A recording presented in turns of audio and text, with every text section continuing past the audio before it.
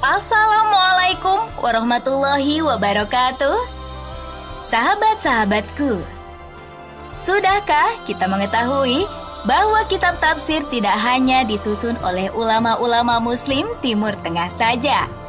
Di antaranya ada kitab tafsir yang disusun oleh Al-Samarkandi.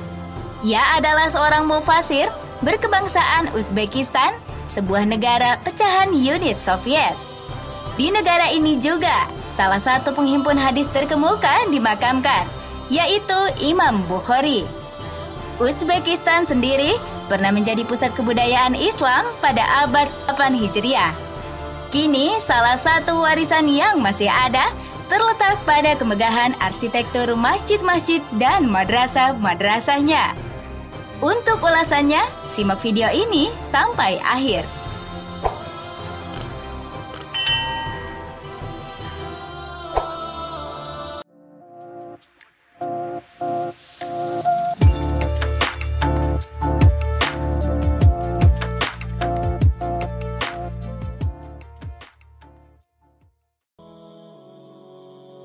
Al-Samarkandi memiliki nama lengkap Abu Al-Laith Nasr bin Muhammad bin Ahmad bin Ibrahim Al-Samarkandi, yang juga dikenal dengan Imam Al-Huda. Para ulama berbeda pendapat tentang tahun lahirnya. Yang jelas, ia lahir pada abad ke-8 Hijriah, antara tahun 301 hingga 310. Ia adalah seorang ahli fikih, hadis, dan juga mufasir. Ia lahir di daerah Samarkandi, sebuah kota di Uzbekistan. Ia juga dikenal dengan perkataan-perkataannya yang bermanfaat, yang barangkali kemudian kita mengenalnya dengan kata-kata mutiara atau bijaksana. Gambaran ini bisa kita lihat dalam salah satu karyanya, Tanbih al-Ghafilin fi al-Wa'zi wa al-Akhlaq wa al-Ta'amul, yang memiliki arti peringatan bagi orang-orang lalai berupa nasihat, akhlak, dan perlindungan diri. Ia seorang ahli fikih yang bermazhab Hanafi. Semasa hidupnya, ia menjelajah ilmu ke kota Balkh.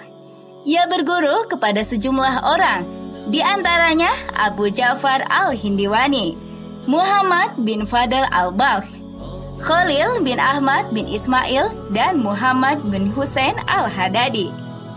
Ia wafat pada malam Selasa, tanggal 11 malam Jumadil Akhir pada tahun 375 Hijriah.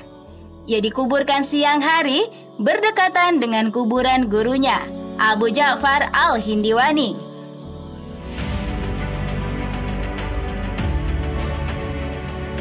Di antara karya-karyanya adalah Khizanah al-Fiqh, Tanbih al-Ghafilin fi al-Wa'zi wa al-Akhlaq wa al-Ta'amul, Al-Nawazil fi al-Fatawa, Ta'sis al-Nazair al-Fiqhiyah, Uyun al-Masail fi Furu al-Fiqh al-Hanafi, Bustan al-Arifin, Bahrul Ulum, Asrul al-Wahyi, Syarhu Jam'i al-Shagir, Al-Nawadir al-Mukidah.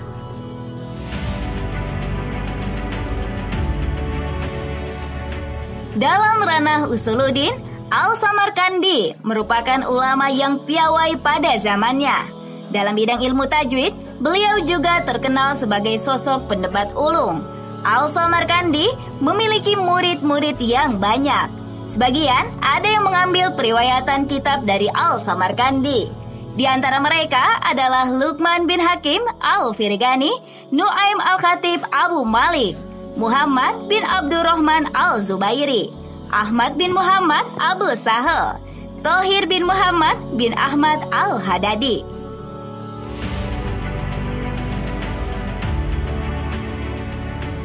Metodologi tafsir Al-Samarkandi. Ali Iyazi menyebutkan bahwa dalam kitab tafsirnya, Al-Samarkandi menggabungkan antara tafsir Bil Ma'sur dengan tafsir Birra'i. Meskipun jalur riwayat lebih kuat, ia sering mengutip penafsiran dari tafsir yang bergenre riwayat, juga tafsir bergenre bahasa. Riwayat tersebut kemudian digabungkan dengan sumber-sumber sejarah yang berkaitan dengan asbabun nuzul, nasikh dan mansuh, dan qiraat-qiraat. Dalam pembukaan kitabnya, ia menuturkan tentang motivasi untuk mendalami ilmu tafsir, kisah-kisah yang berkaitan dengan keutamaan Al-Quran, keutamaan tentang ilmu tafsir, dan syarat-syarat menjadi mufasir, larangan menafsirkan Al-Quran dengan akal semata. Kemudian, memulai penafsirannya dengan menjelaskan kata Alhamdu dalam Quran Surah Al-Fatihah. Selanjutnya, Ali Iyazi menuturkan bahwa sumber utamanya dalam menafsirkan Al-Quran adalah dengan riwayat dari Rasulullah, sahabat, dan tabi'in. Ia memulai penafsirannya dengan menyebut nama surat, tempat turunnya suatu ayat, keutamaan, dan hikmah-hikmahnya. Kendatipun demikian, terkadang Al-Samarkandi menggunakan pendekatan bahasa sebagai alat bantu menafsirkan Al-Quran.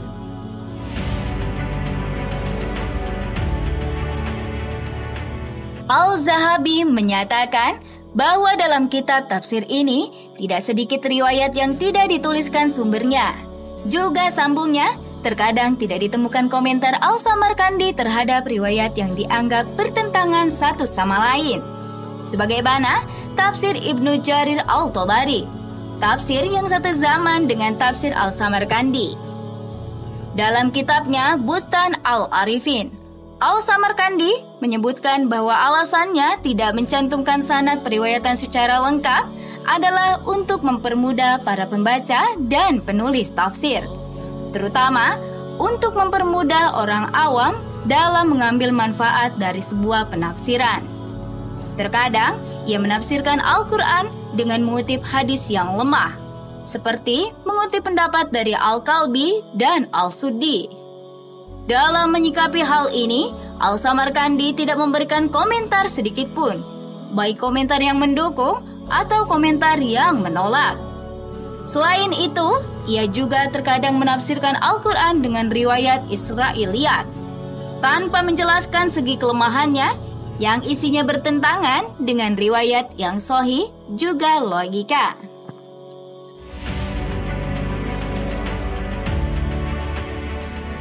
Sahabat-sahabatku, Al-Samarkandi dalam salah satu karyanya Tanbih Al-Ghafilin mengatakan Al-Mukhlis alladzi yaktumu hasanatihi kama yaktumu sayyiatihi. Artinya, orang yang ikhlas adalah orang yang senantiasa menutup kebaikannya sebagaimana ia menutup keburukannya. Semoga kita semua mendapatkan pelajaran dari perjalanan hidup Al-Samarkandi juga kitab tafsirnya. Wallahu a'lam. Wassalamualaikum warahmatullahi wabarakatuh.